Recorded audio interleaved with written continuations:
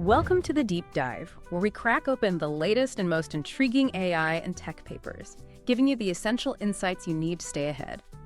Today, we're diving into a genuinely fascinating piece of research that could change how we think about robots. Imagine teaching a robot to make your coffee not just press a button, right, but to carefully pick up the mug, pour the hot water, stir it just right, and maybe even wipe up a tiny spill. That's about more than just seeing. It's about deeply understanding the environment and intelligently acting within it.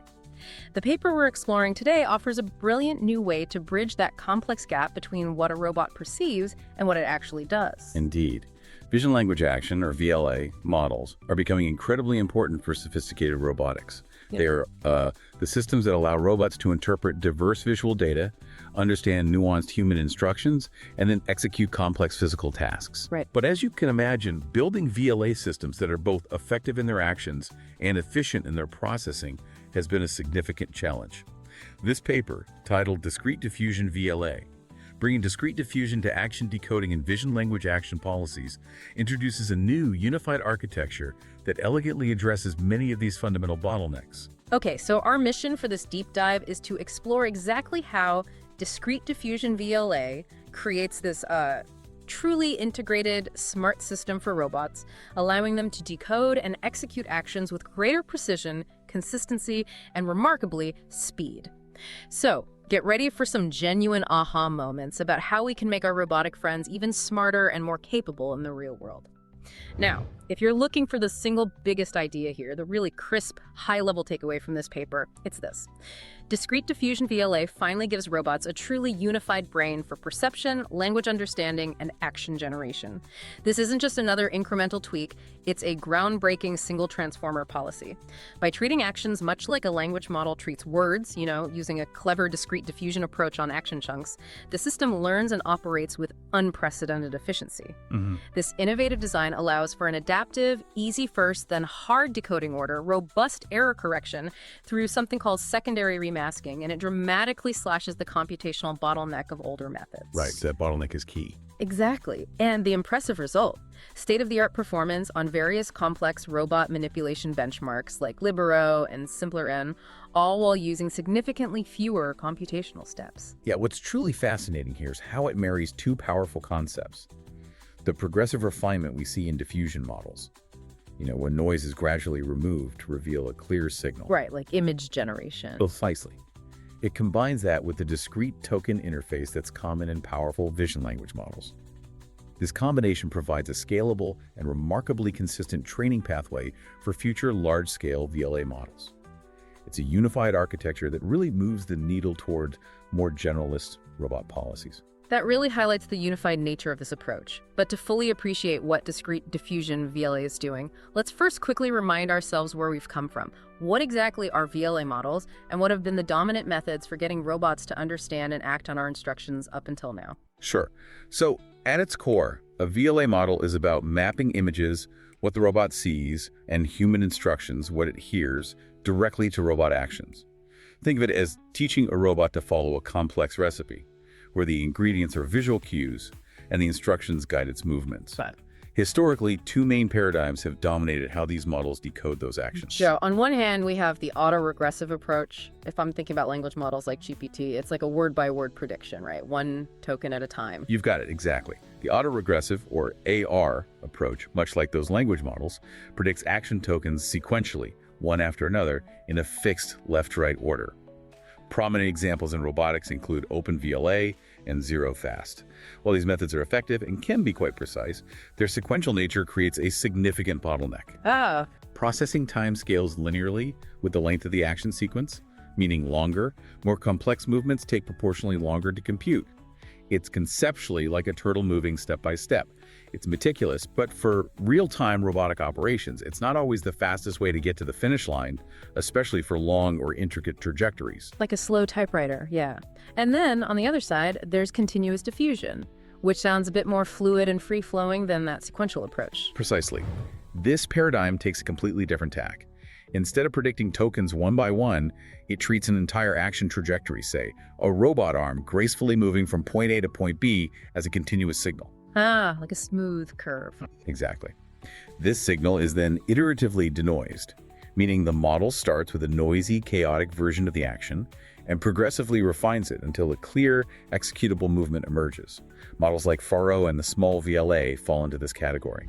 They're excellent for modeling sophisticated multimodal actions because they can represent those fine-grained movements well. However, a key challenge is that they often require specialized training pipelines and iterative sampling, which can make them somewhat decoupled from the core vision language model backbone. So they're kind of separate. Yeah, they often need a separate diffusion or flow matching head alongside the DLM, lacking that truly unified structure. So we're looking at a dilemma, either sequential but slow, or continuous but a bit disjointed from the core VLM.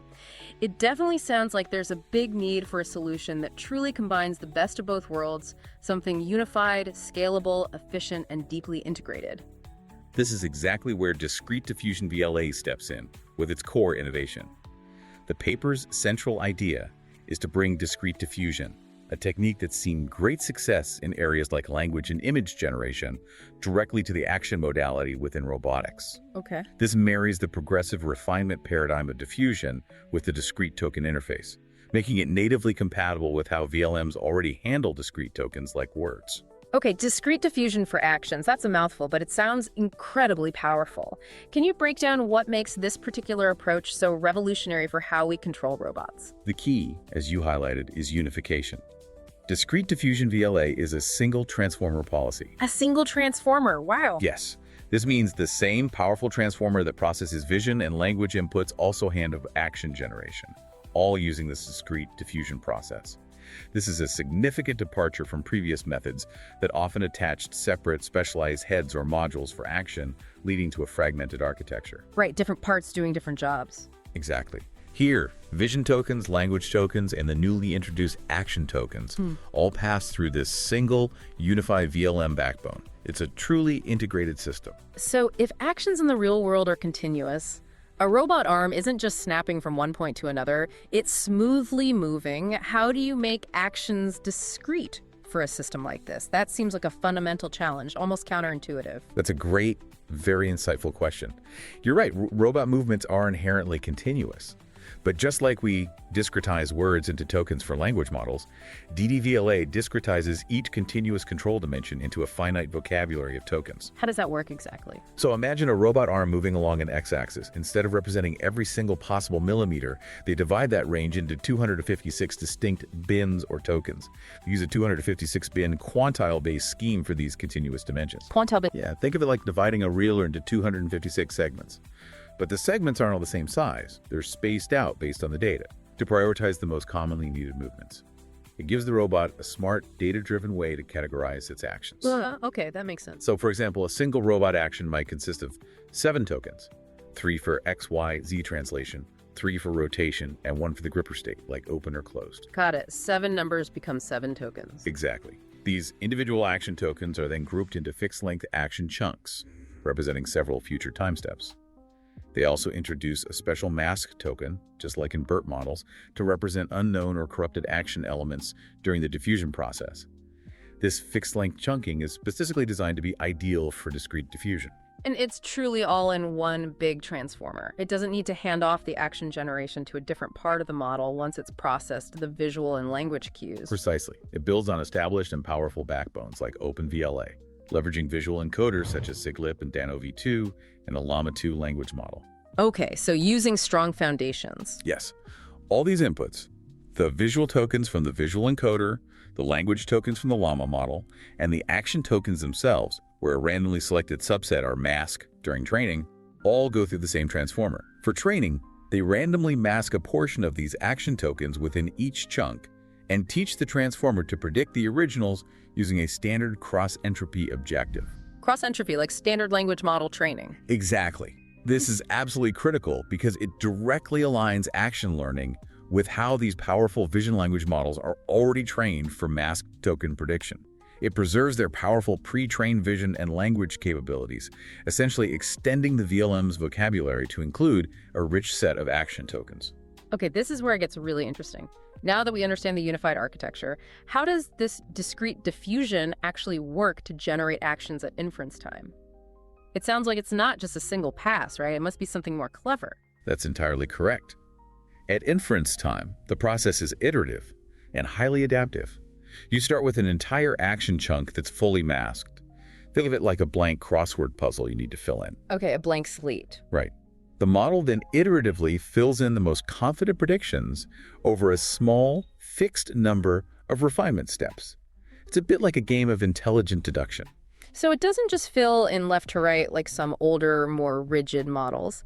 It prioritizes the easiest, most obvious bits first, much like a human would solve a complex problem. Exactly. It embodies a first easy, then hard philosophy. In each refinement round, the model predicts token distributions for all currently masked positions in parallel. In parallel, okay, that's a key difference. Huge difference. It then identifies the most confident predictions using metrics like max confidence, which is simply the highest probability assigned to any token at that position, or confidence gap, which measures the difference between the highest and second highest probabilities. How sure it is, basically. Pretty much. How sure the model is about a particular token. It then commits to these high confidence predictions, revealing them, and then remasks the uncertain ones for the next round. This process follows a cosine schedule, gradually unmasking more tokens until the full action sequence is resolved. Ah, the cosine schedule, like in learning rate decay. Similar idea, yeah. Controlling the rate of unmasking. This parallel approach with adaptive ordering fundamentally breaks the autoregressive bottleneck, enabling much faster decoding because it processes multiple tokens concurrently. It's truly like a genius solving a puzzle. They tackle the obvious bits first, and then use that context to figure out the harder parts. That makes perfect sense. And you mentioned it can even explore a bit. That sounds important to avoid getting stuck early on. Yes, that's another clever part. To prevent it from getting stuck on a locally optimal but incorrect path too early, it uses tempered Gumbel sampling when making its token choices. Gumbel sampling. Okay. Yeah, it subtly introduces a controlled bit of randomness, allowing the model to try out a few plausible options in earlier steps, rather than committing too quickly. It's like a puzzle solver, intelligently trying a few different approaches before solidifying their decision, ensuring they don't miss a better, albeit less obvious, solution. Smart. Like hedging your bets a little. Kind of. Now, beyond just the adaptive decoding, they've added another clever layer of intelligence, a secondary remasking step. Imagine you're solving that puzzle and you've committed to a word, but later on, new clues emerge that make you question that initial choice or suggest a better fit. So it's like an undo button or a self-correction mechanism for robots, if you will. Precisely. It's a powerful self-correction. This mechanism actively prevents early errors from propagating through subsequent steps, which is crucial for robust robot operation. How does that check work? It performs two checks on already committed tokens. First, a threshold check remasks a token if its current confidence drops below a monotonically increasing step-dependent threshold, meaning if the model suddenly becomes less sure about an earlier decision as more context is revealed. Okay, makes sense. Second, a residual drop check remasks a token if there's a significant degradation from its initial confidence score when it was first chosen. So if it was really confident before but now isn't. Got it. If a token fails either of these checks, it gets remasked and reconsidered in a later round.